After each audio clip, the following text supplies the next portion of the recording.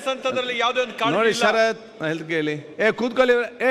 ಸಾರಿ ಷಡಕ್ಷರಿ ಅವರೇ, ಕಂದಕರ್ ಷಡಕ್ಷರಿ ಅವರೇ, ಇಲ್ಲಿ ಮನೆಯಲ್ಲಿ ಕಂಪೌಂಡಲ್ಲಿ ಹೋಗಿ ಮಾತಾಡ್ತಿದ್ದೀರಾ, ಅಸೆಂಬ್ಲಿ ಒಳಗೆ ಮಾತಾಡ್ತಿದ್ದೀರಾ ನೀವು? ಈಗ ಸಭಾಧ್ಯಕ್ಷ 5 ಜನ ಮಂತ್ರಿಗಳು ಇದ್ದಾರೆ. ಇಲ್ಲಿ ಕೂತ್ಕೊಳ್ಳಿ ಅಶೋಕ್. 5 ಜನ ಇದ್ದಾರೆ ಮಂತ್ರಿಗಳು. ನೋಡಿ, ನಮ್ಮ ತಪ್ಪನ್ನು ನಾವು ಅರ್ಥ ಮಾಡಿಕೊಳ್ಳದೆ ನಾವು ಇಬ್ಬರನ್ನು ಸರಿಪಡಿಸಲಿಕ್ಕೆ ಸಾಧ್ಯವಿಲ್ಲ. ಹೇಳಿ ಈಗಲೇ ಅಶೋಕ್ ಏನು ವಿಪ್ ಅವರೇ ನೀವು ಇಲ್ಲಿ ಕೇಳಿ. ವಿಪ್ ಅವರೇ, ನೀವು ಎಲ್ಲಿದ್ದೀರಿ? ನಿಮ್ಮ ಮನೆಯಲ್ಲಿದ್ದೀರಾ, ಅಸೆಂಬ್ಲಿಯಲ್ಲಿದ್ದೀರಾ? ವಿಪ್ ಅವ್ರು ಎಲ್ಲಿದ್ದೀರಿ? ಸ್ವಲ್ಪ ಇಲ್ಲಿ ಕೇಳಿ, ನಾನು ಹೇಳ್ದು ಕೇಳಿ. ಸ್ವಾಮಿ, ನಾನು ಕೂತ್ಕೊಂಡು ನಾವೆಲ್ಲ ವಿಪ್ ಇಶ್ಯೂ ಮಾಡಿದ್ದೀವಿ. ನೀವು ಬೇಗ ಬಂದು ನಿಮ್ಮ ಕೆಲಸ ಮಾಡಿ, ನಾನು ಹೇಳ್ದು ಕೇಳಿ. ಆಯಿತು, ನಾನು ಇಷ್ಟೇ.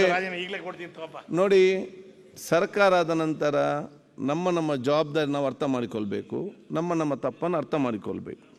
ಇವತ್ತು ಪ್ರತಿಪಕ್ಷದವರು ಆರೋಪ ಮಾಡಿದವ್ರೇನು ತಪ್ಪಿಲ್ಲ. ನೀವು ಅಲ್ಲಿ ಕೂತ್ಕೊಂಡಿದ್ರು ಕೂಡ ಅದೇ ರೀತಿ ಮಾಡ್ತಾ ಇದ್ದೀರಿ. ಎಷ್ಟು ಸಲ ಇದು ಒಮ್ಮೆ ಆಗುವಂಥದ್ದಾ? ಈ ಸರ್ಕಾರ ಉತ್ತಮವಾಗಿ ನೀವು ಕೆಲಸ ಮಾಡಿಕೊಂಡು ಹೋಗುವಾಗ ನಿಮಗೆ ಸರಿಯಾದ ಸಮಯಕ್ಕೆ ಬರಲಿಕ್ಕಾದ್ರೆ ಇಡೀ ನೀವು ಮಂತ್ರಿಗಳೇ ಕೆಟ್ಟ ಹೆಸರು ತರುವಂಥ ಕೆಲಸ ಮಾಡ್ತಾರೆ. ಇದರಲ್ಲಿ ಬಂದವರಲ್ಲ, ಬರದಿದ್ದವರು.